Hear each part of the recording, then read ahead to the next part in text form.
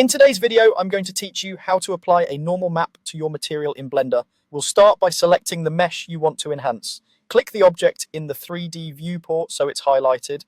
This tells Blender which material and node setup we're about to work on.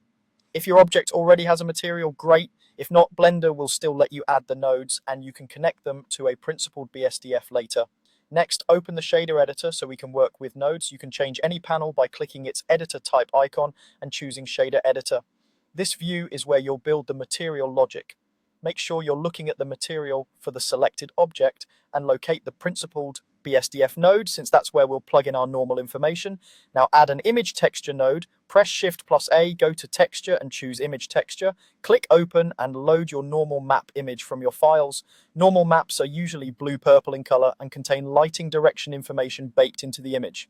Before you connect anything, set the color space for this image texture to non-color. This is crucial. Normal maps aren't color data you want to be color corrected, they're vectors encoded in an image. Using non-color ensures Blender interprets the values accurately, preventing washed out or incorrect shading. Add a normal map node by pressing Shift+A, going to vector and selecting normal map. This node converts the image's encoded directions into a format the shader understands. Connect the nodes so the data flows correctly.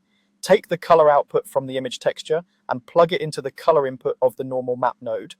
Then connect the normal output of the normal map node to the normal input on the principled BSDF. If you can't find the normal input, it's on the right side of the principled node near the bottom. With everything linked, adjust the strength slider on the normal map node. This controls how intense the surface detail appears. Start around 1.0 for a realistic effect, then nudge up or down depending on your texture scale and the look you're after. Remember, normal maps add the illusion of depth and detail without changing the silhouette, so subtlety often looks more believable.